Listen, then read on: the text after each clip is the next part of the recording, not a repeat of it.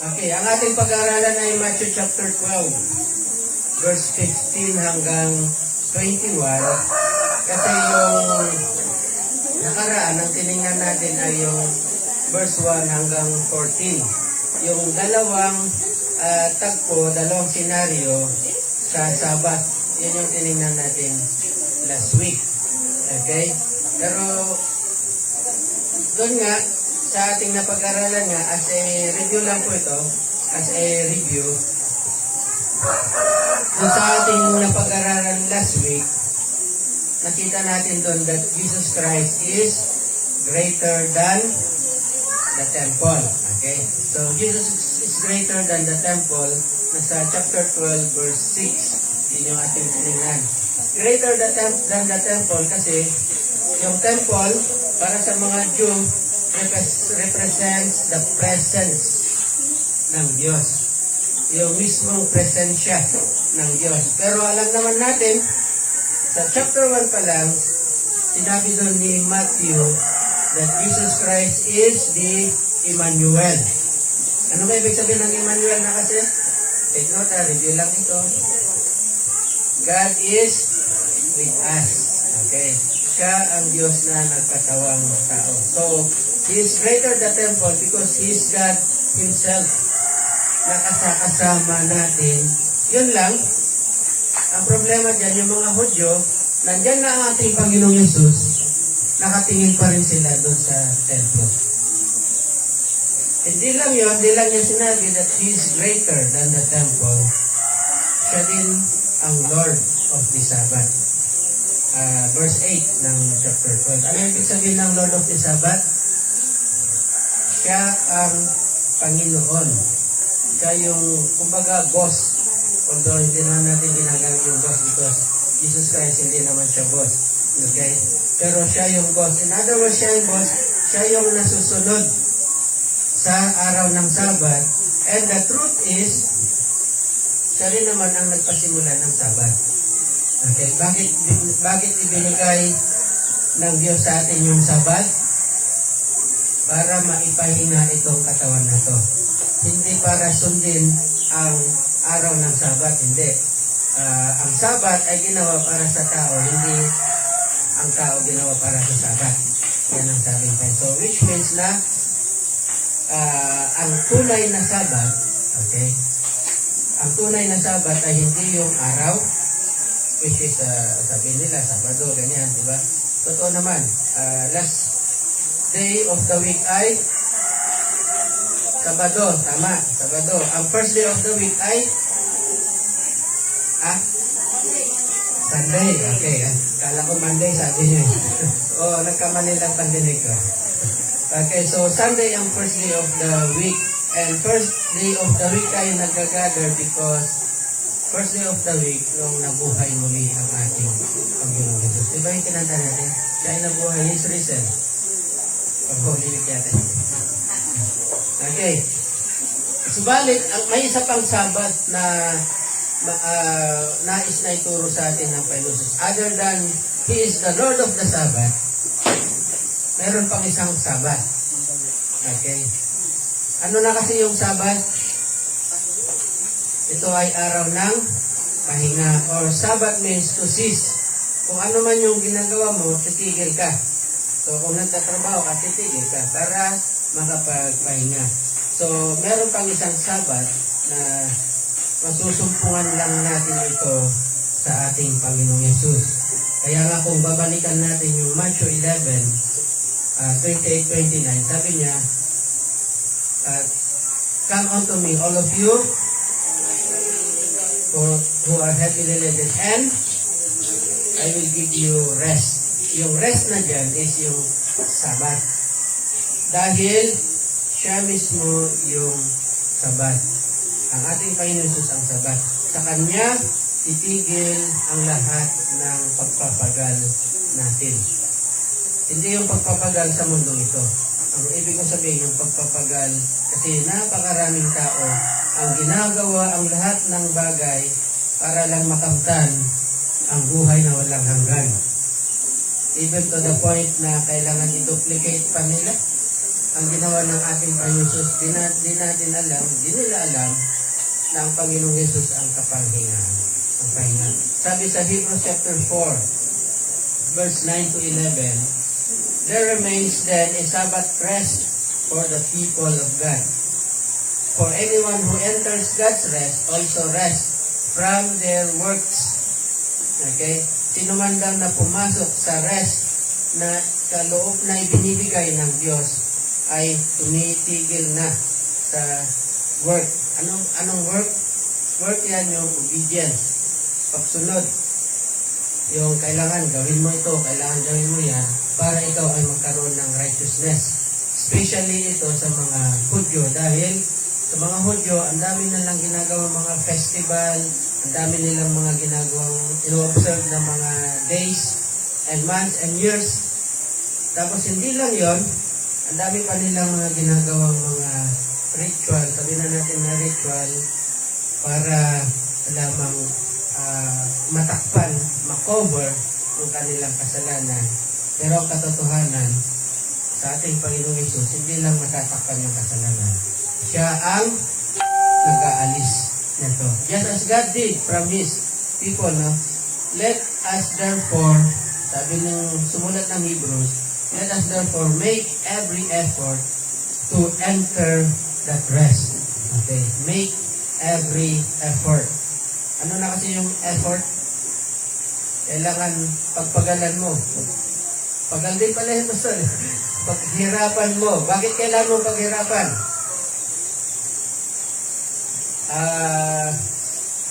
Mahirap, madali siya dahil kailangan mo lang manampalataya, tama? Mahirap siya kasi hindi lang yung sasabihin mo, Lord, tinatanggap kita bilang may tagapagligtas. Maraming hadlang dyan. Maraming mga obstacles, maraming mga temptations na dapat mong harapin at lagpasan. At kailangan dyan ng iyong firm na decision. Pag sinabi mong kay Jesus ako, dapat yung kay Jesus ako, pero hindi ko maiwanan, kailangan. May mga reservations. Alisin natin lahat yun. Kaya nga, therefore, make every effort to enter that rest.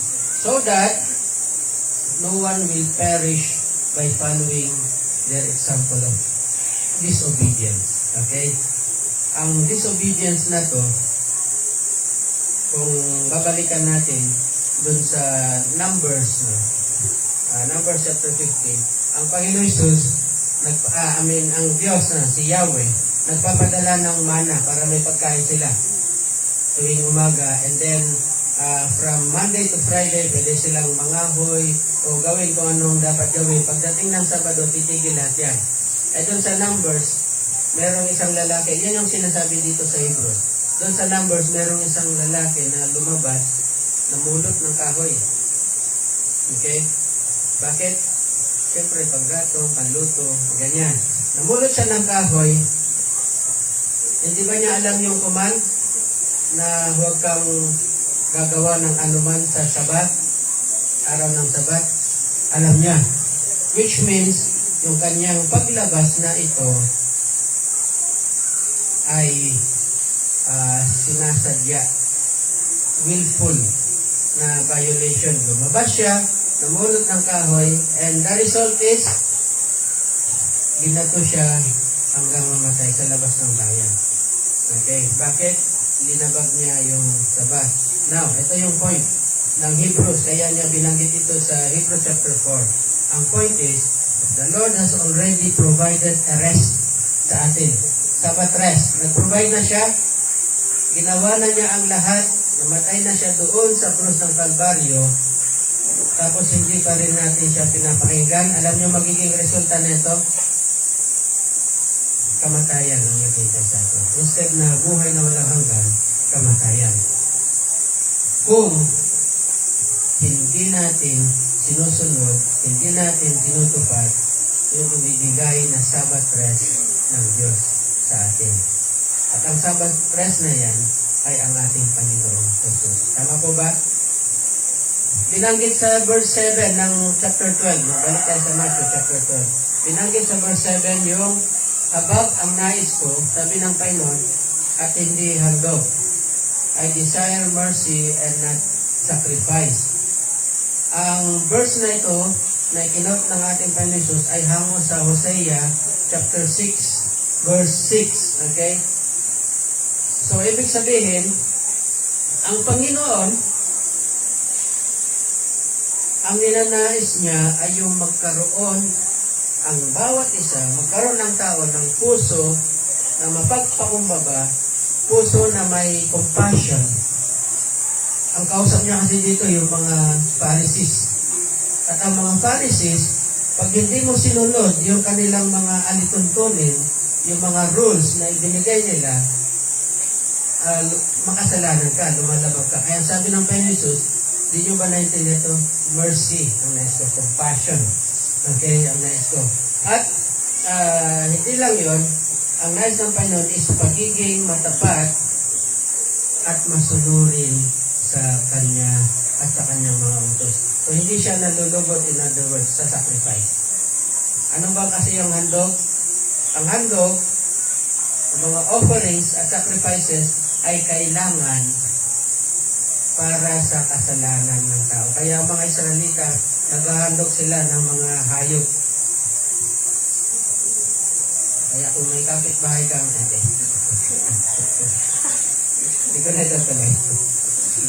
Naghahandog sila ng mga hayop. Pero para saan yun? Para makover lang. Makover lang yung kasalanan. Hindi inaalis. Nandun pa rin yung kasalanan. Kaya ang gagawin nila, maghahandog sila ng maghahandog. Okay? Ngayon, dahil hindi yun naalis yung kasalanan, kailangan nilang maghandog. Pero hindi yun ang nais ng Diyos. Ang nais niya is, magkaroon tayo ng pananampalataya lamang kay Jesus lamang. Sa ating Panginoon lamang. Bakit? Kasi siya ang kordero ng Diyos na nag-aalis. Ulitin ko, nag-aalis ng kasalanan. Hindi niya tinatakpan yung kasalanan, kundi inaalis na niya yung kasalanan ng isang tao lang ba? Kasalanan ng yung mga Hudyo lang ba? Kasalanan ng mga alagad lang ba? Hindi. Kasalanan ng sanlibutan. In other words, siya na yung sacrifice once and for all people, for all nations. Pagkatapos yan, pagkatapos na tayo ay mapawalang sala dahil sa ating Panginoon Jesus, siyempre, doon pa lang papasok yung pagsunod. Hindi yung pagsunod muna, tapos kaligtasan. Hindi. Panginoong Jesus muna, and then pagkatapos doon ay paggawa. Hindi naman pwedeng sabihin mong Kristiyano ka, wala naman nakikitaan sa'yo ng pagbabago. Tama ba? Sabihin mo Kristiyano ko, pero bakit ang sama-sama naman na ugali, ang samang mag-isip, ang ganun, di ba? So, hindi mo lang napagbigyan sa isang bagay, galit na. O yun. Okay, so, ibig sabihin, balikan natin ito, no? Ang kausap niya kasi mga religious leaders, Jesus was saying na yung mga religious leaders, walang pananampalataya, walang pananalig kay Jesus. Ang katotohanan, nire-reject na lang Panginoon Jesus. Okay? Wala silang malalim na relasyon sa ating Panginoon Jesus. Hindi naman relasyon, hindi naman religion. Kaya pumunta dito ang Panginoon Jesus hindi dahil sa religion, kundi dahil sa relasyon. Maibalik ang relasyon sa Diyos. Ibig sabihin, hindi nila talagang naunawaan ang patungkol sa tunay na sabat. Basta ang alam nilang sabat is yung ritual na kada Sabado dapat hindi ka gagawin ito, hindi ka gagawin nun. Dapat Sabado ka lang magsamba. Kung hindi ka nagsasamba ng Sabado, makademonyo kayo. Kasi linggo kayo nagsasamba eh. Sun God. So, kaya nga Sunday, Sun God, di ba? Galing sa Sun, Diyos ng Sun. Pero hindi naman sanlong time ng ating Panginoon Jesus. So, kaya nga, dapat nating maunawaan at maisapuso ng tunay na pagiging Kristiyano, magiging nyo po ito, no, ay hindi ang pagtupad sa mga religious na mga ritual. Okay? Hindi. Kundi magkaroon ng totoo, tunay, at malalim na relasyon kay Jesus. Yun lang. Okay? Wala nang ibang Sabbath rest, wala nang ibang kapahingahan, kundi sa ating Panginoon Jesus lamang. Dahil siya lamang ang nakatupad ng lahat ng requirements na nire-require ng batas. Siya na yung sacrifice. Siya na yung Lamb of God. Yung kaya nasa kanya na lahat. Siya lamang ang nagtanging handog na makapag-alis ng kasalanan ng sanlibutan. Siya ang kalooban ng Diyos. Naaring may darating sa inyo, sabi niya, ito sinugo siya ni ganito, sinugo siya ng isang anghel, at ang pangalan ng anghel ay si ganito. Hindi po. Si Jesus ang siyang sinugo ng Diyos, ang siyang kalooban ng Diyos para mapawalang sala tayo. At siya lamang yung tanging daan patungo sa Ama. John 14:6. I am the way, the truth, and the life. Yan. So yung sinasabi ko kanina patungkol sa isang lalaki ay mababasa natin sa Numbers chapter 15. At yung verse 35 ng Numbers chapter 15, ganito ang sinasabi. Then the Lord said to Moses, the man must die. Yung taong yun na lumabas at namulot must die. Sinong babato sa kanya? The whole assembly must stone him outside the camp. Babatoy hanggang mamatay. So sa Hebrews chapter 2, verse 3, ginamit ito nung sumulat ng Hebrews. Sabi niya, so it will be to all who reject God's provision for our Sabbath rest in Christ. Sabi niya, ganun din ang mangyayari sa lahat ng magre-reject doon sa provision ng Diyos patungkol sa tunay na Sabbath, which is our Lord Jesus Christ. How shall we escape, sabi niya, if we neglect so great a salvation? Hebrews chapter 2, verse 3. How shall we escape if we neglect? Kung i-reject natin, kung sasantabi natin, ipagkikibit lang natin ang balikat, ang inaalok ng Diyos na kaligtasan lamang. At dahil dito, dahil sa nangyari nga ito, okay? Dahil sa nangyari na hindi sinusunod ng Panginoon Jesus ang mga rules ng mga Pharisees patungkol sa Sabbath, okay? At dahil sinabi rin niya na siya ang Lord of the Sabbath and He is greater than the temple, nag-usap-usap ngayon yung mga Pharisees. Verse 14 ng chapter 12. Nag-usap-usap sila. Anong pinag-usapan? Ipapatay natin itong tao to. Bakit nila ipapatay? Kasi nangyayari yung binuo nilang sistema ng mga religious rituals na hindi naman yun yung daan punta sa Ama. Okay? Hindi naman yung daan. So, dito, sa Ebanghelyo ni Matthew, ito ay isa sa mga dahilan kung bakit maipapako sa krus ang ating Panginoon. Yung pagkontra niya sa religious system na umiira noong panahon nila, panahon niya. At ang pangalawa na kung bakit siya may pako sa krus, yung pag-reject sa kanya ng mga tao. Yung nabanggit ko kanina, di ba? Nasabi niya, there is one greater than the temple. Pero yung mga Hudyo, nandun pa rin, nakabaling pa rin sa templo. Hindi ba familiar sa inyo? Di ba yung mga Israelites, nung lumabas sila sa Exodus, mula sa Egypt, na nandun na sila sa wilderness, instead na yung paningin nila nasa promised land, nasaan? Egypt, nakaganon sila, Egypt. Kaya ngayon, ang taas ng pangay. Pang-Egypt pala yun. Kasi nakaganon silang lahat sa, ang sabi ng Panginoon, doon tayo sa promised land. Yung mga Israelita, balik na tayo sa Egypt, balik na tayo sa Egypt. Ngayon, nandito na ang one greater the temple, which is Jesus Christ. Ang mga Hudyo, ganun pa rin ang nangyayari. history repeats itself. Sa templo tayo. Ayan.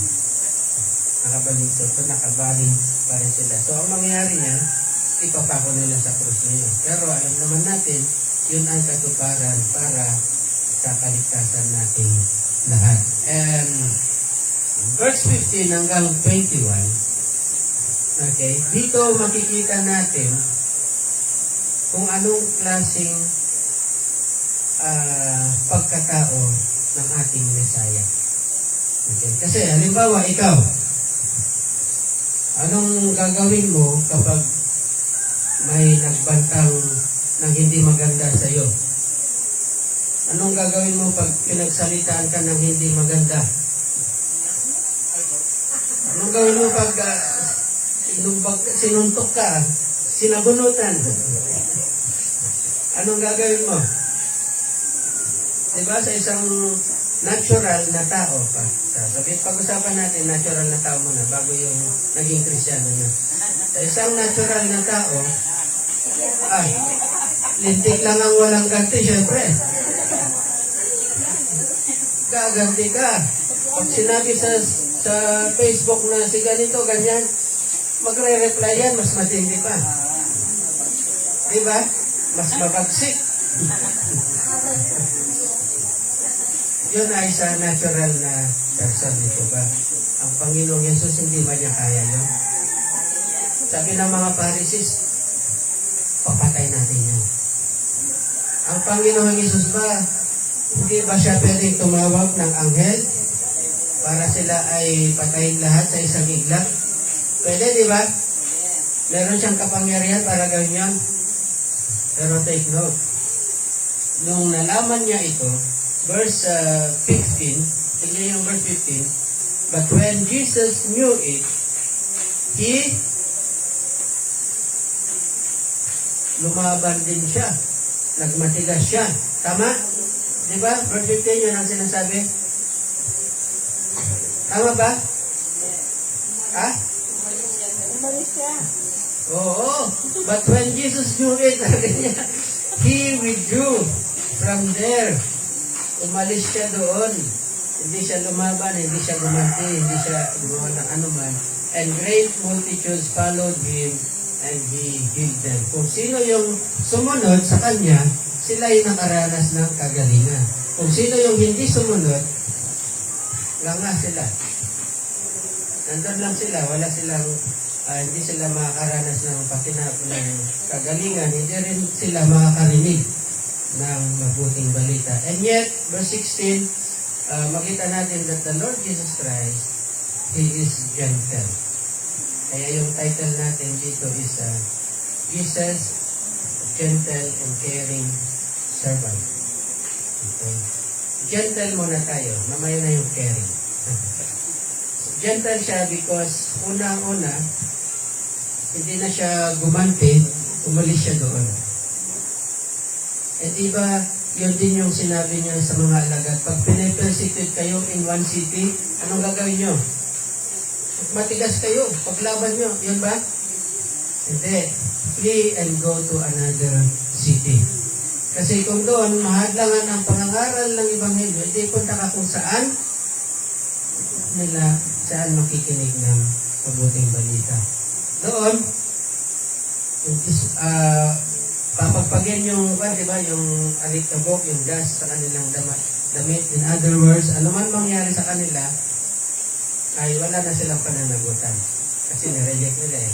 Ngayon, ano mang mangyari kung sinong tumanggap, syempre, buhay na walang hanggan yung naghihintay. So, ang verse 16, para maunawan natin to, yet we warn them not to make Him known.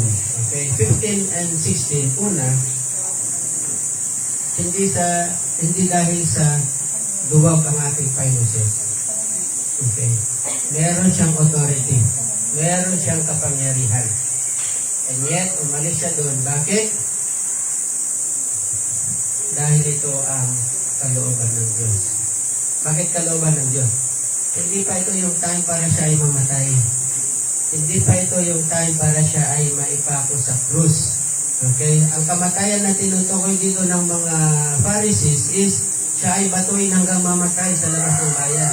Pero hindi yun ang kalooban ng Diyos upang siya ay mamatay. Ang kalooban ng Diyos ay siya ay maipako sa krus bilang kordero ng Diyos. So, kailangan niya munang mag-withdraw from there dahil hindi pa oras, hindi pa time. Okay. Pangalawa, dahil kailangan pang maraming makarinig ng mabuting balita at habang piniprepare pa niya yung kanyang mga alagad. Dahil eventually, alis din siya dito sa lupa kung magtatuloy nito ang kanyang mga alagad. Now, ano naman yung verse 16? Sabi niya, yet he warned them not to make him known. Okay? Huwag niyong sabihin kung na kayo ay napagaling.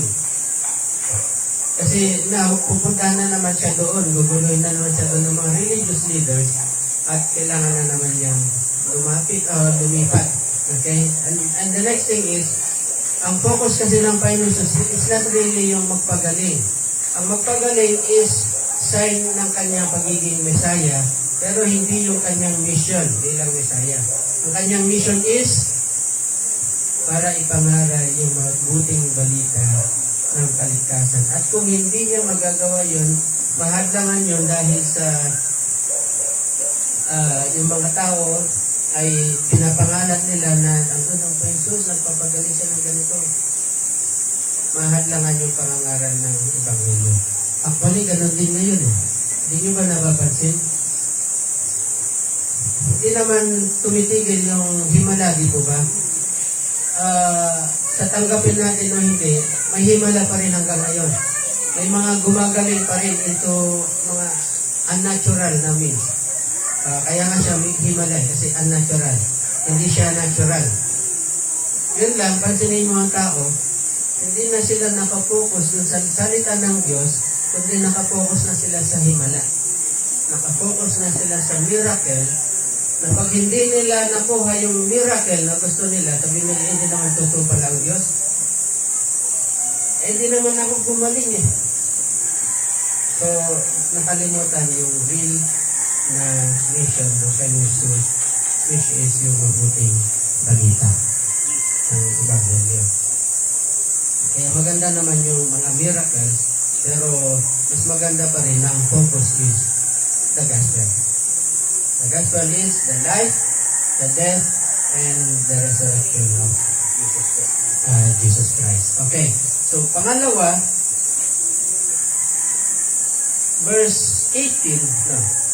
Sabi diyan sa verse 18, behold, my servant whom I have chosen, my beloved, in whom my soul is well pleased, I will put my spirit upon him, and he will declare justice to the Gentiles. Anong sinasabi diyan?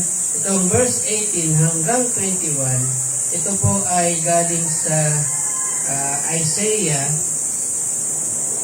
42, verse 1 hanggang verse 4 or verse 5. Okay, so ulitin ko ha. Itong verse 18, 19 hanggang 21 ay hango sa Isaiah 42, verse 1 hanggang verse 4 or verse 5 kung check it mo. Basta 1 to 4 or 1 to 5. Na ang sinasabi dyan, ang Diyos Ama, ang nagsasalita dito, God the Father speaking, sabi niya, behold, my servant whom I have chosen. So isang katangihan ng ating Panginoong Jesus, siya ang tanging hinirang. Siya yung tanging chosen. Di ba may series na chosen? Siya yun. Ang ating Panginoong Jesus, ang chosen. Siya yung sinugo. Wala nang ibang sugo. Wala nang ibang sinugo. Hindi siya Amerikano, hindi siya Pilipino, hindi siya Koreano. Okay? Ang sugo ay ang ating Panginoong Jesucristo at siya isang Israelita. Isa siyang Hudyo. Okay? Siya lamang ang tanging hinirang, tanging pinili, ang tanging daan patungo sa Ama. Ulitin ko, John 14, verse 6. At kung gusto niyo sulat ay Acts chapter 4, verse 12. Okay, ano yun naman yung Acts chapter 4 verse 12? For there's no other name in heaven in whom we can be saved. Ayan. So, di ba, memory verse na yun sa mga yun. So, John 14:6, Acts chapter 4, verse 12. Hindi lang siya yung hinirang na beloved. Sabi dyan is, my beloved, whom I am well pleased. So, siya ang hinirang ng Diyos Ama, siya rin ang bukod tanging minamahal ng Ama. At hindi lang niya ito minamahal, lubos niya itong kinalulugdan. Okay? My soul is well pleased. Imagine sa ating Panginoon Jesus, kinalulugdan niya. Actually, sa Matthew chapter 3, yung baptism ng ating Panginoon, di ba? Kay John the Baptist. Sabi niya, this is my beloved Son, in whom I am well pleased. Listen to Him. Di ba? Sabi ng Ama, listen to Him. Pakinggan niyo siya. Sundin niyo siya. Yan ang sinasabi ng chapter 3 ng Matthew. He will not quarrel. Yan nalaktan tayo. I will put my spirit upon him. Okay? Matatandaan natin ulit sa Matthew chapter 3, nung pinautismuhan ang ating Panginoon Jesus, anong nangyari? Pagkahon niya, bumaba yung Holy Spirit in the form of a dove, na parang kalapating bumababa. Hindi kalapati yung bumaba. Yung Holy Spirit bumaba sa ating Panginoon Jesus in the form of a dove. Pero si John the Baptist ang nakakita nun. Hindi man ito nakita ng ibang mga tao. Pero si John the Baptist nakita niya. Okay? Kasi siya yung nagtestify sa ating Panginoong Jesus. So, bumaba yung Holy Spirit. Siya ay puspos ng Holy Spirit. Hindi lang yun, He will declare justice to the Gentiles. Now, bigyan natin ng pansin itong siya ay maghahayag ng, sa Tagalog ay siya ang magpapahayag ng katarungan sa mga bansa. Okay, sa English, He will declare justice to the Gentiles. Anong ibig sabihin ng Panginoon Jesus doon? Anong ibig sabihin ng propesya nito? Ang mga Hudyo kasi, meron silang thinking, meron silang mentality na sila lang ang ligtas. Dahil kay Father Abraham. Ang mga Hudyo, ganun ang kanilang kaisipan. Ang mga ibang nation, ang ibang mga bansa, hindi sila ligtas. Ang tingin nga ng mga Hudyo sa mga Hentil ay mga aso. Ngayon yung aso inalagaan natin, di ba? Pero noon, yung mga aso hindi nila inalagaan, mga marurumi ang aso. Bakit marumi ang aso? Kasi sila ay ang tawag yan ay scavengers. Hindi avengers, Sila ay mga scavengers. Alam niyo scavengers? Kakainin ano man yung makita nila, kahit marumi. Okay? Kaya hindi, nung time na yun, ang mga aso ay hindi sila domesticated, kundi kalat-kalat dyan at iniiwasan dahil sila ay marumi. Pero ngayon, siyempre, mahal na mahal natin yung mga aso, di ba? Pag yan namatay, naku, iiyakan mo ng todo-todo. Oo, pagdulog sa yan ng matagal. Okay, pero yung time na yun ay hindi. Balik tayo sa mga hente. So, ganun ang kaisipan ng mga Hudyo sa mga hente. The Lord Jesus Christ now came to give justice sa mga Gentiles.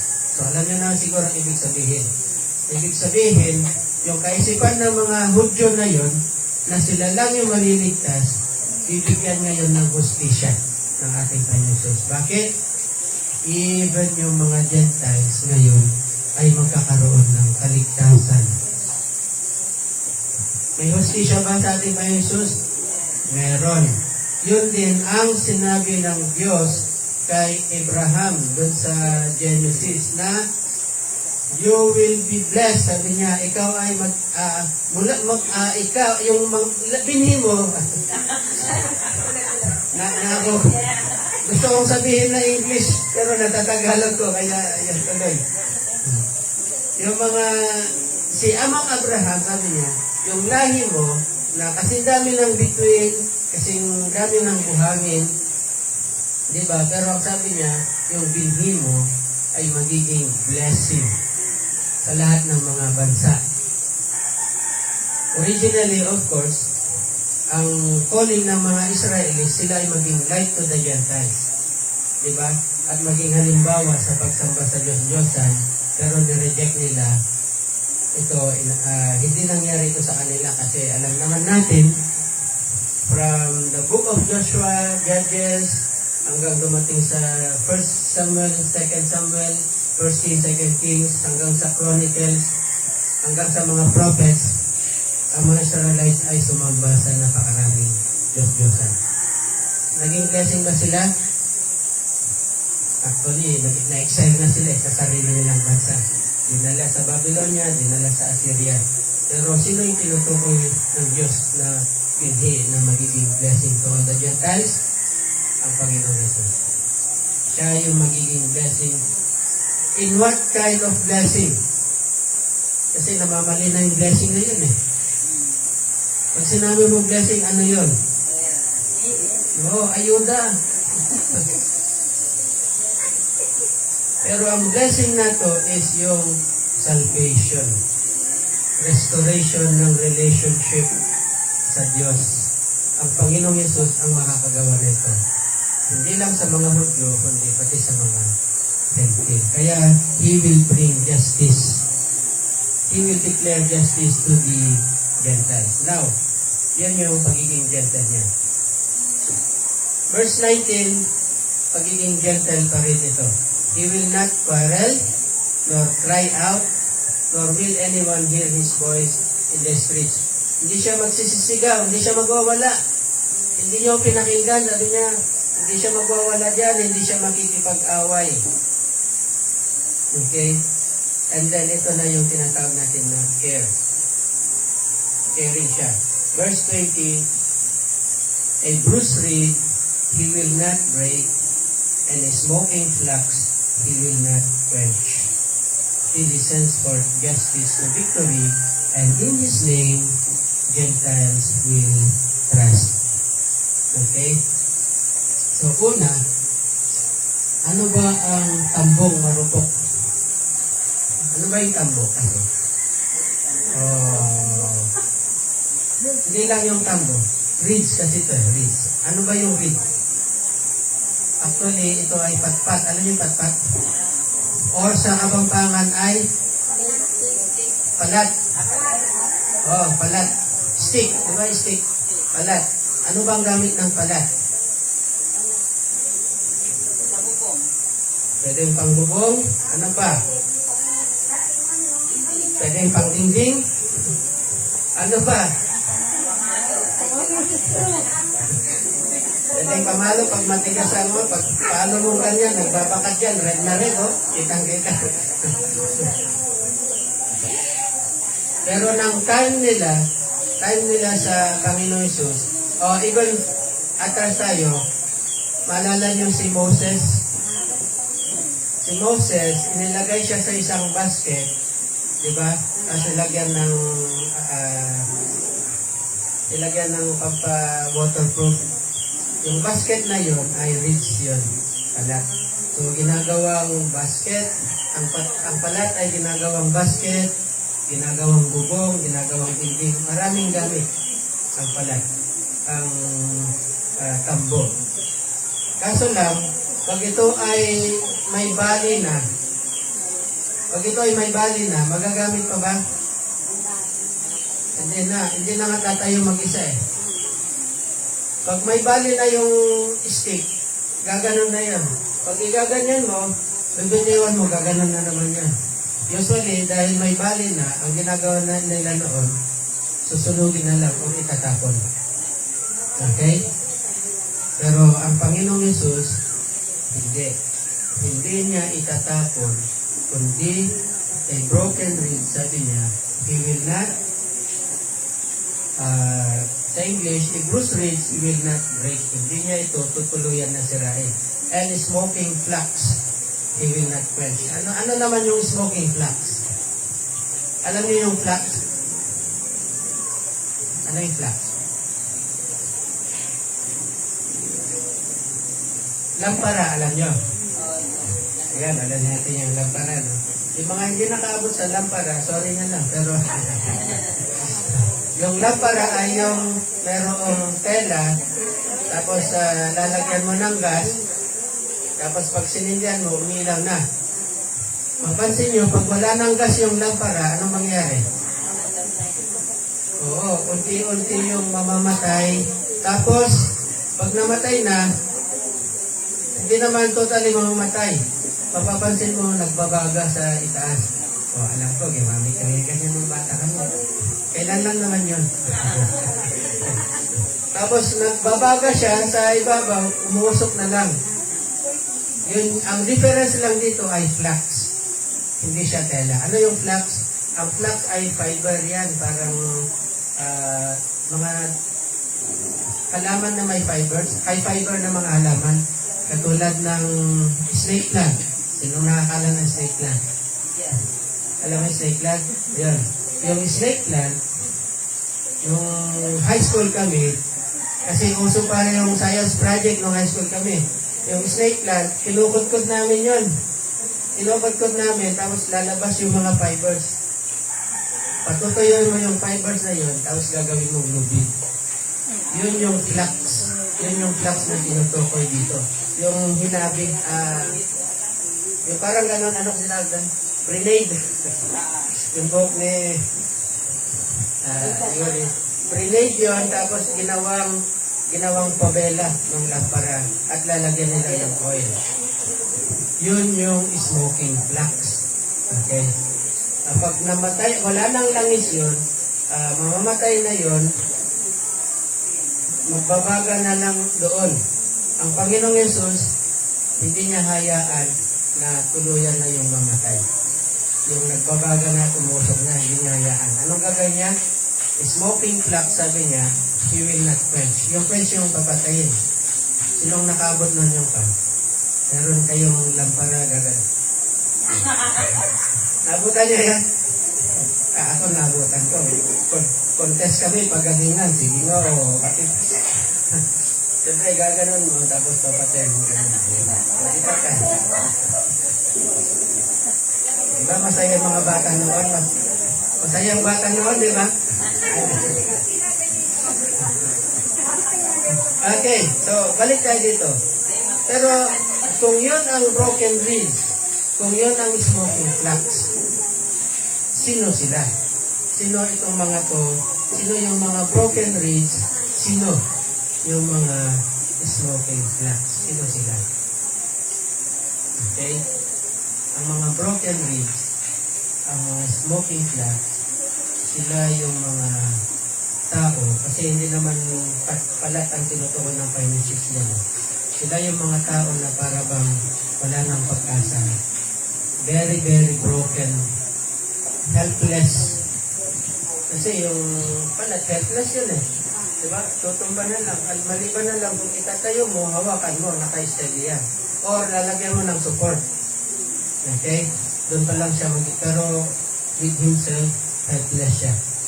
Pwedeng napakaraming problemang dumating sa kanya, napakaraming pagsubok, napakaraming mga sitwasyon dumaan sa kanyang buhay until na broke na siya, wala na siyang alam na lapitan, wala na siyang alam na puntahan. Ginawa na niya ang lahat ng paraan, siya yung broken heads, siya yung smoking flax. Kulang na lang ay mamatay na yung baga at mawala na rin yung usok. Kulang na lang yung palat ay apak-apakan na lang at sunugin. Okay. Sila yon. Baka kayo yon. Or baka tayo yon. Pag lumapit ka kay Jesus, hindi ka niya i-reject. Hindi ka niya itatakwil. Hindi ka niya pababayaan. Hindi niya sasabihin na ikaw naman ang tagal-tagal kong tumatawag sa iyo. Ngayon pang ganyan ka na sa kalalapit. Wala kang maririnig na gano'n. Tao lang gumagawa na. Commercial lang yung kanisa. Pero sa Panginoong Yesus, hindi niya gagawin. Hindi niya papatayin ang anumang umaandap-andap na maandap na buhay, no? Lampara. Okay? Hindi rin niya titingnan, hindi rin niya i-consider kung Hentil ka o Israelita ka. Bakit? He will bring justice na even sa mga Hentil ko. Whether Israelita ka, whether Hentil ka, pag lumapit ka sa Kanya, hindi ka niya pababayaan. Bagkus, bibigyan ka niyang buhay na walang hanggan, at bibigyan ka niyang bagong katauhan. Kaya nga sabi ni Paul, anyone who is in Christ is a new creation. Magiging isa kang bagong nilalang. Yung isang tao na lugmok, meron nga akong kakilala eh. Isang tao na nasa maximum security sa kulungan, sa bilibid.